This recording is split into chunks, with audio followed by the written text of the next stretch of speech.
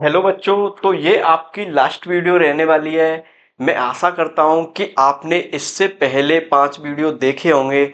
उनमें coordination chapter को आसानी से समझाया गया है। और जिन बच्चों ने वो पहले वाले वीडियो देखे हैं तो उनके लिए ये एक शॉर्ट रिवीजन है। जैसे आप इसे वन शॉट मान सकते हैं। इसमें सारी चीज़ समझाई जाएगी कि आपको इम्पोर्टेंट चीज़ क्या ध्यान रखनी है, एग्जाम एग्जाम में क्या चीज़ पूछी जाती हैं और इसका बेसिक क्या है, और वो सारी चीज़ यहाँ आप समझने की कोशिश करेंगे। तो वीडियो को लास्ट तक देखें और अपने दोस्तों के पास भी शेयर करें और पेशेंस बना के देखें। बहुत कम समय में ये वीडियो खत्म हो जाएगी। ये आपका लेक्चर 6 रहने वाला है। यहाँ आप देखेंगे कि जो कोऑर्डिनेशन कंपाउंड है वहाँ आपको सबसे पहले ये पहचानना आना चाहिए कि इसमें सेंट्रल मेटल क्या होता है, लिगेंड क्या होता है, और ये दोनों मिलके क्या बनाते हैं, एक कॉम्प्लेक्स का निर्माण करते हैं। एक कॉम्प्लेक्स का निर्माण करते हैं। जैसे करके ये आपको एक एग्जाम्पल दे रखा है। ये आपका सेंट्रल मेटल हो गया, ये आपका लिगेंड हो गया, ये आपकी एनायनिक चार्ज हो गया, ये आपका कोऑर्डिनेशन नंबर हो गया। तो यहाँ ये सारी चीज मैंने पहली वाली क्लास में समझाई थी, दोबारा से देखो। वो आपका सेंट्रल मेटल होता है, ये आपका लिगेंड होता है, ये आपका एनायनिक पार्ट होता है, ये आपका कैटायनिक पार्ट होता है। जैसे करके आप देखोगे इस वाले में जैसे आपको कोबाल्ट दे रखा है, यहाँ ये इसके साथ में NH3 जुड़े हुए हैं। तो ये लोन पेयर यहाँ इसको डोनेट किए जा रहे हैं। ये एक कोऑर्डिनेट बॉन्ड का निर्माण हो रहा है।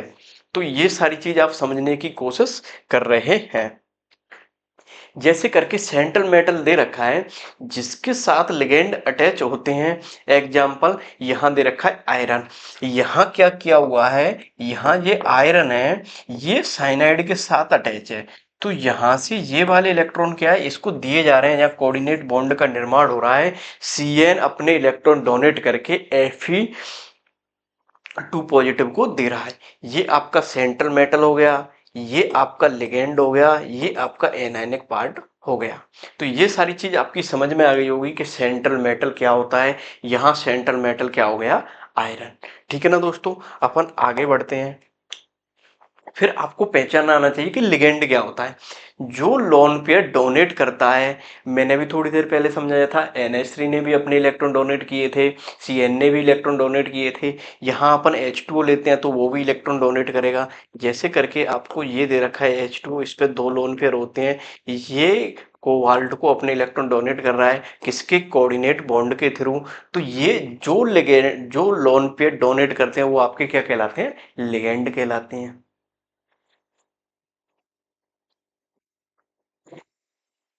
कोऑर्डिनेशन नंबर आप कैसे डिसाइड करेंगे, जैसे करके आपको मेटल दे रखा है, मेटल से जितने डायरेक्ट बॉन्ड लिगेंड के बने होते हैं वो उसका कोऑर्डिनेशन नंबर होता है। जैसे करके आपको यहाँ कोबाल्ट दे रखा है, कोबाल्ट के साथ में यहाँ 6NH3 डायरेक्ट जुड़े हुए हैं, डायरेक्ट जुड़े होने चाहिए।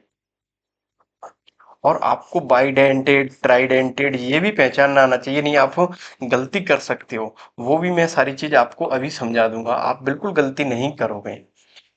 जैसे करके आपको ये एक एग्जांपल दे रखा है, यहाँ +3 ऑक्सीडेशन स्टेट दे रखी है। अब ये तो आपका क्या हो गया, ये तो आपका सेंट्रल मेटल हो गया। ये आपके क्या हो गए, ये आपके हो गए लिगेंड। कितने लिगेंड हो गए यहाँ, 6 लिगेंड हो गए। अब यहाँ ये क्या कहना चाह रहा है, ये यहाँ इससे 6 डायरेक्ट लिगेंड जुड़े हुए हैं। ये देखो 1 2 3 4 5 6, 6 बॉन्ड बन रहे हैं मेटल से डायरेक्ट अटैच्ड। डोनर एटम की संख्या को अपन क्या बोलते हैं, यहाँ कोऑर्डिनेशन नंबर बोलते हैं। तो कोऑर्डिनेशन नंबर इसका क्या हो जाएगा, इसका कोऑर्डिनेशन नंबर हो जाएगा 6। ये सारी चीज बिल्कुल आपकी क्रिस्टल क्लियर हो गई होगी। अगर हो गई होगी तो वीडियो को लाइक कर दो। यहाँ कोऑर्डिनेशन नंबर 6 निकल के आ गया। जैसे करके आप देखेंगे कि ऑक्सीडेशन स्टेट कैसे निकालनी होती है, तो वो कॉम्प्लेक्स का क्या होता है, आपका चार्ज होता है मेटल की ऑक्सीडेशन स्टेट और लिगेंड का चार्ज।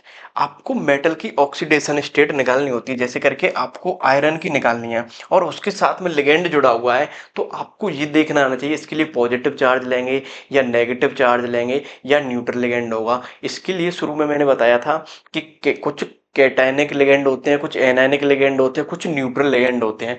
तो ये सारी चीज देखो यहाँ समझेंगे एग्जाम्पल के थ्रू। यहाँ ये आपको एक एग्जाम्पल दे रखा है, यहाँ साइनाइड दे रखा है। साइनाइड के लिए अपन लेते हैं -1 लेते हैं और इसको x कंसीडर करते हैं। जिस मेटल का निकालते हैं उसको x कंसीडर करते हैं। यहाँ इसको x कंसीडर करके प्लस करके 6 -1 करेंगे तो ये -6 हो जाएगा। और यहाँ ये 4 दे रखा है, इसके बराबर करके इसको -4 कर लिया। अगर इसको -6 को इधर लेके आएंगे तो इसकी ऑक्सीडेशन स्टेट कितनी आ जाएगी, +2। ये सारी चीज आपकी बिल्कुल क्रिस्टल क्लियर हो गई होगी कि आप ऑक्सीडेशन स्टेट कैसे निकालते हैं। फिर एक बार समझो, ये आपका सेंट्रल मेटल हो गया, ये आपका लिगेंड हो गया। अब साइनाइड के लिए अपन -1 लेते हैं और जिस एटम के लिए अपन निकालते हैं उसको x कंसीडर करते हैं। x कंसीडर करके यहाँ -6 वैल्यू आ जाएगी और यहाँ जो माइनस चार्ज दे रखा होता है इसको इधर लेते हैं तो ये -4 दे रखा है। ये -6 इधर लाएंगे तो +6 हो जाएगा और इसमें से इसको माइनस करेंगे तो कितना आ जाएगा, +2। ये ऑक्सीडेशन स्टेट भी निकालना आपको आ गया होगा। जैसे करके अब देखेंगे कि आपको नोमेनक्लेचर मैंने बताया था। नोमेनक्लेचर इंपॉर्टेंट है, यहाँ से नीट में डायरेक्ट क्वेश्चन पूछे जाते हैं और आपके बोर्ड एग्जाम में भी डायरेक्ट क्वेश्चन बनते हैं। जैसे करके आपको क्या देखना होता है कि लिगेंड का नाम, पहले आपको लिगेंड का नाम देखना है। क्लोरीन है, ब्रोमीन है, एमीन है, ये सब कुछ सबसे पहले आपको आना चाहिए। NH3 को एमीन बोलते हैं, H2 को एक्वा बोलते हैं, क्लोरीन को क्लोरो बोलते हैं और क्लोरीन को क्लोरो और क्लोराइड कब बोलते हैं, ये सारी चीज आपको आना चाहिए। मैंने फर्स्ट क्लास में कवर करवाया है। अगर ये लास्ट वीडियो अब देख रहे हैं तो इससे पहले आपको फर्स्ट क्लास देखनी होगी। फिर आपको देखना होता है ऑक्सीडेशन स्टेट, और ऑक्सीडेशन स्टेट जैसे करके आपकी +2 निकल के आई है तो फिर इसको आप रोमन संख्या में ऐसे करके लिखेंगे। ठीक है ना दोस्तों। और इसको एक एग्जांपल से समझने की कोशिश करेंगे आगे। आपको एनायनिक कॉम्प्लेक्स के लिए ट्रिक मैंने क्या बताई थी, अगर कॉम्प्लेक्स आयन नेगेटिव है तो मेटल के नाम के एंड में क्या लगा देते हैं अपन, 8 लगा देते हैं। जैसे करके आपको आयरन दे रखा होता है तो यहाँ आपको फेरेट लिखना है, यहाँ 8 लगा दिया। कॉपर दे रखा है तो कॉपरेट, ए ए 8 लगा दिया यहाँ। ये सारी चीज आपको ध्यान रखनी है। जैसे कॉम्प्लेक्स के ऊपर नेगेटिव चार्ज आ रहा है, एनायन कॉम्प्लेक्स का निर्माण हो रहा है, जब इस कंडीशन को आपको ध्यान रखना होता है। फिर आपका था आइसोमेरिज्म। आइसोमेरिज्म में आपको क्या ध्यान रखना है कि आइसोमेरिज्म में ये चीज ध्यान रखनी है कि स्ट्रक्चरल आइसोमर्ज क्या होता है, आयनाइजेशन, हाइड्रेट, लिंकेज और कोऑर्डिनेशन। ये मैंने वन बाई करके समझाया था। यहाँ आयन का फॉर्मेशन हो रहा हो, जैसे करके कोई कॉम्प्लेक्स आपको दे रखा है CO और यहाँ आपको दे रखा है SO4, तो यहाँ ये आयनाइजेशन हो गया। हाइड्रेट में H2 आ जाता है। लिंकेज में आपको बाइडेंटेड लिंक उसका लिगेंड का ध्यान रखना होता है, जैसे NO2 HCN। जैसे करके आपको यहाँ क्या ध्यान रखना है,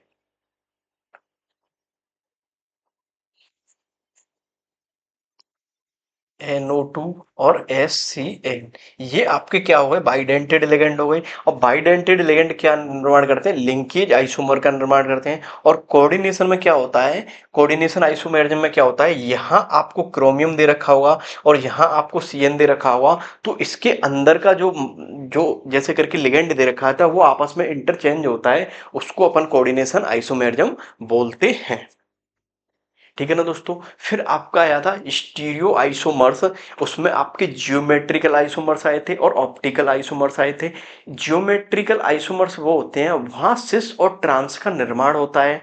और ये सारी चीज आपको समझाई थी कि जो स्क्वायर प्लेनर होता है वहां कंपलसरी होता है सिस ट्रांस का बनना, और टेट्राहेड्रल में सिस और ट्रांस नहीं बनता है। जहां सिस और ट्रांस बनता है वहां जियोमेट्रिकल आइसोमर्स पॉसिबल होता है। और आपको ऑक्टाइडल स्ट्रक्चर में बताया था कि वहां ज्योमेट्रिकल आइसोमर्स पॉसिबल होता है। आपको मैं एक एग्जांपल से समझा देता हूं। जैसे करके ये आपका NH3 हो गया,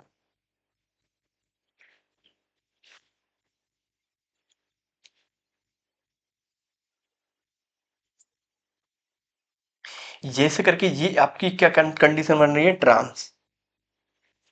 ऐसे ही करके ये आपका इधर बना देता हूं मैं।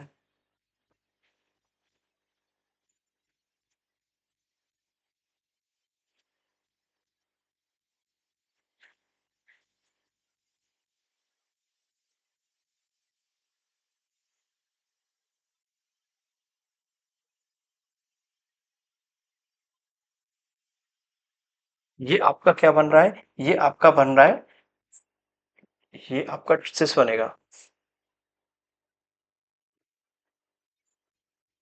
ये आपका सिस बनेगा। ये आपस में क्या है, ज्योमेट्रिकल आइसोमर्स हैं।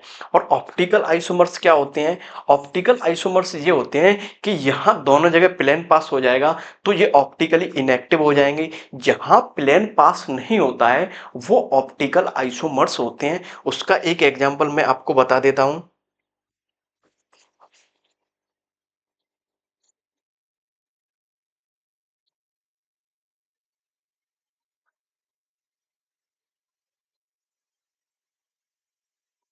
जैसे करके यही आपको कोबाल्ट दे रखा है और इससे आपका ईएन लिगेंड जुड़ा हुआ है।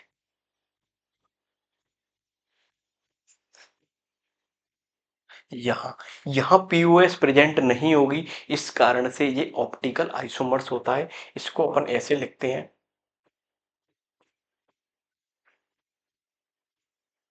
और ये एक बाइडेंटेड लिगेंड होता है, इसमें पीओएस पास नहीं होता है, इस वजह से ये ऑप्टिकल आइसोमर्स शो करता है। और आपको जियोमेट्रिकल आइसोमर्स समझ में आ गया होगा। और ये आइसोमेरिज्म वाला पार्ट बहुत इंपॉर्टेंट है और आपके कंफ्यूजन वाला है। ये सारी चीज आपकी बिल्कुल क्रिस्टल क्लियर हो गई होगी। अगर यहाँ से समझ में नहीं आता है तो जो आपकी सेकंड क्लास में या थर्ड में समझाया गया है वहां इसका पूरा लेक्चर देख के आप समझ सकते हो।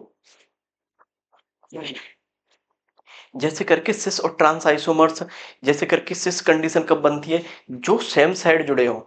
और ट्रांस कंडीशन कब बनती है, वो अपोजिट साइड जुड़े हो। जैसे करके आपको ये एग्जांपल दे रखा है, सिस प्लेटिन का दे रखा है।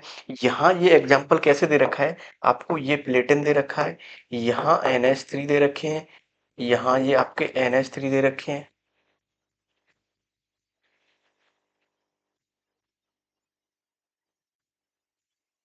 यहाँ आपके Cl जुड़े हैं। तो ये देखो, ये आप ये देखो कि ये एक साइड जुड़े हुए हैं, दोनों एक साइड जुड़े हुए हैं। तो ये किस कंडीशन का निर्माण कर रही है, सिस्प्लेटिन का। और ट्रांस का कैसे निर्माण करेंगे, ट्रांस का निर्माण करने के लिए आपको क्या करना होगा, ट्रांस का निर्माण करने के लिए आपको इनको अपोजिट रखना होगा।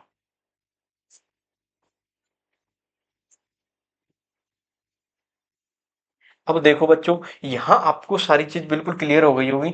ये क्लोरीन यहाँ क्या दे रखे हैं, एक दूसरे के अपोजिट दे रखे हैं, यहाँ एक दूसरे के पास दे रखे हैं।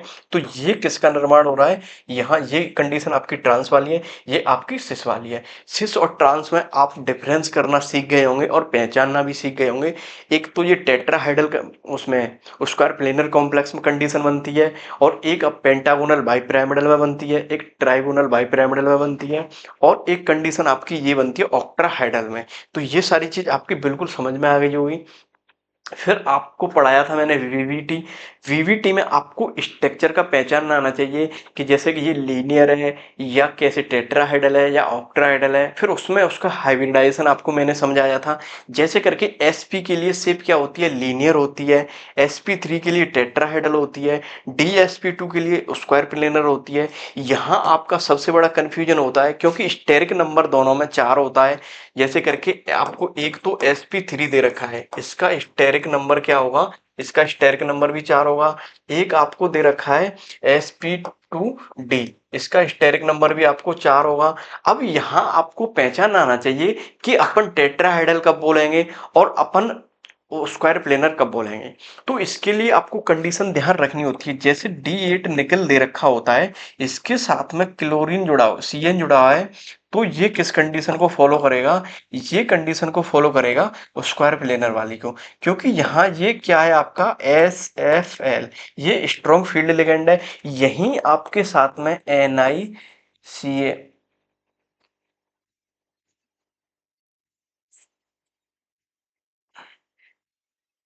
यहीं आपको क्या दे रखा हो, क्लोरीन दे रखा हो, ये आपको +2 में दे रखा हो, तो ये आपका क्या हो जाएगा, WFL।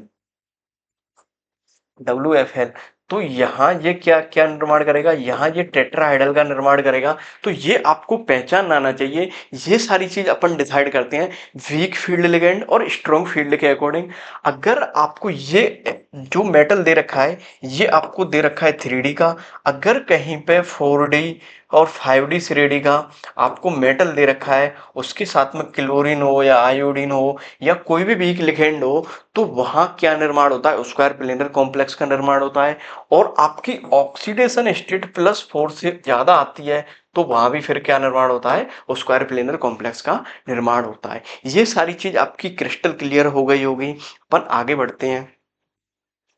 जैसे करके मैग्नेटिक नेचर भी मैंने समझाया था। ये भी सारी चीज यहीं से निकल के आती है। जैसे करके अनपेयर्ड इलेक्ट्रॉन के अकॉर्डिंग, जैसे करके जो डी ऑर्बिटल होता है वो फिर बाद में जाके स्प्लिट हो जाता है। स्प्लिट होने के बाद में अपन देखते हैं कि ये हायर स्पिन कॉम्प्लेक्स है या लो स्पिन कॉम्प्लेक्स है। तो इसके बेसिस पे आप पैरामैग्नेटिक और डायामैग्नेटिक देखते हैं। पैरामैग्नेटिक कंडीशन वो होती है यहाँ अनपेयर्ड इलेक्ट्रॉन उपस्थित होते हैं। डायामैग्नेटिक कंडीशन वो होती है वहां एक भी अनपेयर्ड इलेक्ट्रॉन नहीं होता है। अगर एक भी अनपेयर्ड इलेक्ट्रॉन उपस्थित है तो वो कंडीशन आपकी पैरामैग्नेटिक हो जाती है, और वहां जीरो अनपेयर्ड इलेक्ट्रॉन उपस्थित है वहां आपकी डायामैग्नेटिक कंडीशन हो जाती है। तो ये भी सारी चीज आपकी क्लियर हो गई होगी।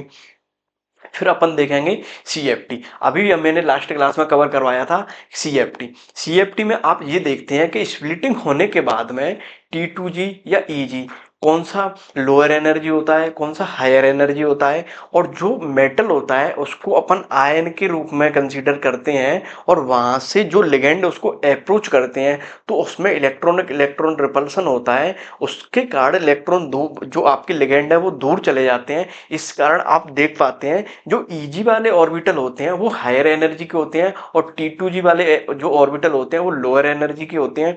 क्योंकि जो ईजी वाले ऑर्बिटल होते हैं वो एक्सिस पे प्रेजेंट होते हैं, और जहां से लिगेंड सीधे एक्सिस पे अप्रोच करते हैं तो वहां रिपल्सन ज्यादा होता है। इस वजह से वहां ईजी का एनर्जी ज्यादा हो जाता है। T2G लोअर एनर्जी का होता है और ईजी आपका हायर एनर्जी का होता है। जैसे करके आपको ये डी ऑर्बिटल दे रखा था, ये स्प्लिट होके ईजी में जाता है, यहां से स्प्लिट होके ये T2G में जाता है, ये आपका ईजी होता है, ये आपका T2G होता है, ये आपकी डेलो होता है स्प्लिटिंग एनर्जी, ये आपका डी ऑर्बिटल होता है। ठीक है ना दोस्तों। तो यहाँ ये आपका हायर एनर्जी का हो जाता है, ये आपका लोअर एनर्जी का हो जाता है। ये सारी चीज समझ में आ गई कि ये लोअर और हायर कैसे होता है, वो सारी चीज मैंने आपकी बिल्कुल क्रिस्टल क्लियर कर दी। फिर आप देखेंगे कि स्ट्रॉन्ग फील्ड लिगेंड क्या होता है। सबसे ज्यादा इस चैप्टर में आपको ध्यान रखने चीज ये है कि स्पेक्ट्रोकेमिकल सीरीज और इलेक्ट्रॉनिक विन्यास, स्कैंडियम से स्कैंडियम से जिंक तक, ये आपको आना चाहिए। इसके बाद में कोऑर्डिनेशन चैप्टर को आप बहुत आसानी से कर सकते हैं। जैसे करके नोमेनक्लेचर के लिए 3 से 4 पॉइंट ध्यान रखने होते हैं, और उसके लिए फिर ऑक्सीडेशन स्टेट निकालना आ जाता है, लिगेंड पहचानना आ जाता है आपको। तो ये सारी चीज आप 1 बाय 1 करके ध्यान रख सकते हैं। स्ट्रॉन्ग फील्ड लिगेंड क्या होते हैं, CN CO NH3 EN, इनसे ही आपका काम चल जाएगा। ये पेयरिंग ज्यादा करवाते हैं। इनका नेचर क्या होता है, स्ट्रॉन्ग फील्ड पेयरिंग करवाने का नेचर होता है। फिर आप देखेंगे कि वीक फील्ड लिगेंड क्या होते हैं, ये पेयरिंग कम करवाते हैं।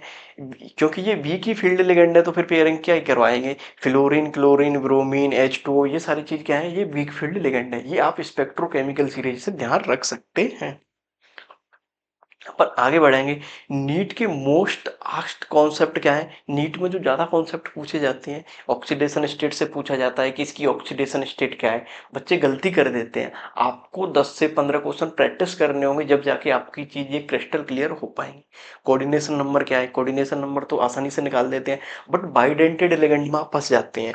जैसे करके आपको ये एक एग्जाम्पल दे रखा है, ये आपको एग्जाम्पल दे रखा है। तो यहाँ इसका आप कोऑर्डिनेशन लगभग 90% का 99% बच्चे कोऑर्डिनेशन नंबर इसका 3 बताएंगे। बट इसका कोऑर्डिनेशन नंबर 3 नहीं होता है, क्योंकि ये एक बाइडेंटेड लिगेंड होता है।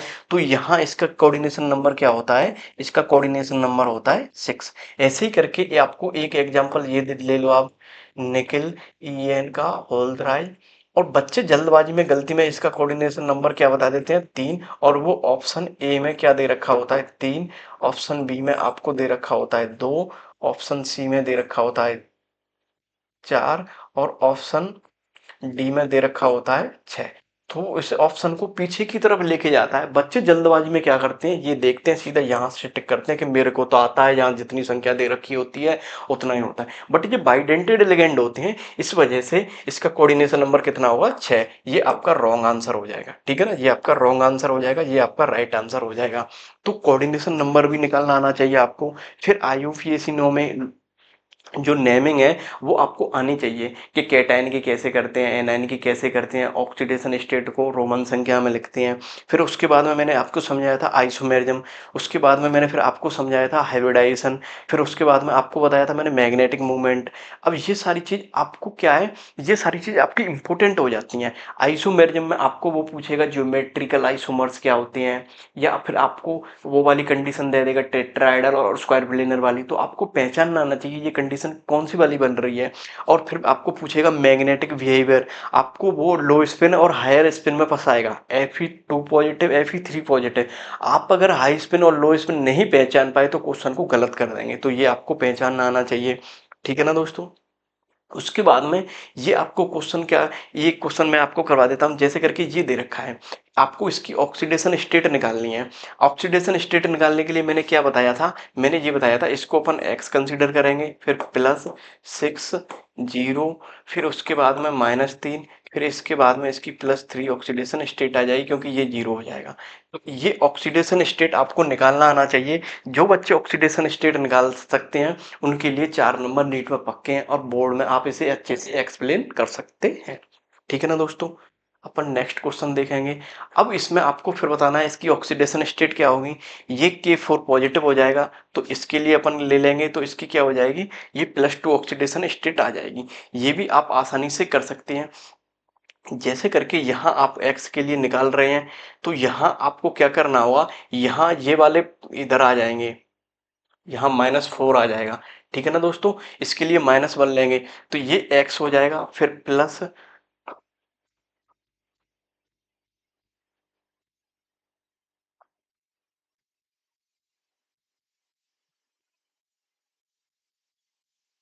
ये आपकी +2 ऑक्सीडेशन स्टेट आ जाएगी। ये भी सारी चीज आपको निकालना आना चाहिए। वो पोटेशियम दे रखा है, वो कैटायनिक पार्ट है, ये एनायनिक पार्ट है। अगर इसका नेमिंग करेंगे तो पोटेशियम पहले आएगा, ठीक है ना। ये सारी चीज आपकी बिल्कुल समझ में आ गई होगी।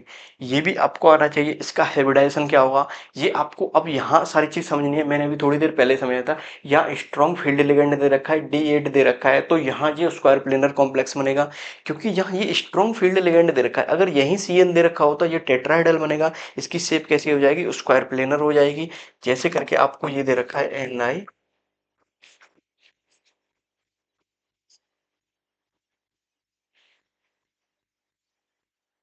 ये स्क्वायर प्लेनर कॉम्प्लेक्स का निर्माण होता है,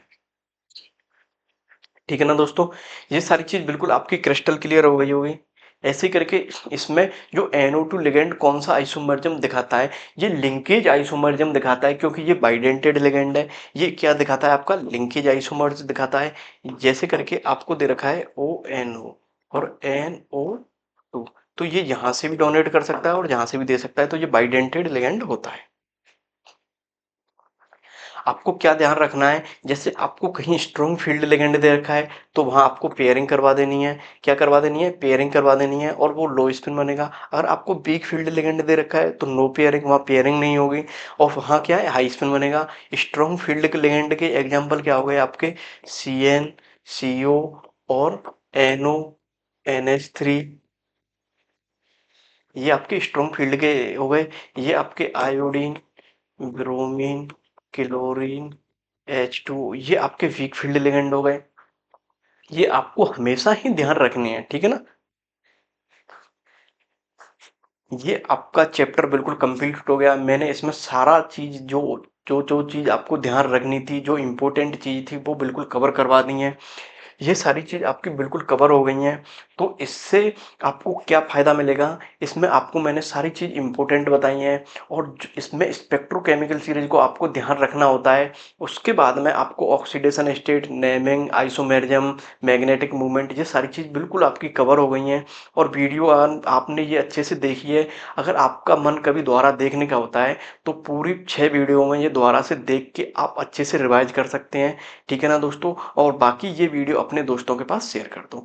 थैंक यू दोस्तों। इसके बाद में अपन सॉल्यूशन चैप्टर शुरू करेंगे। Bye bye.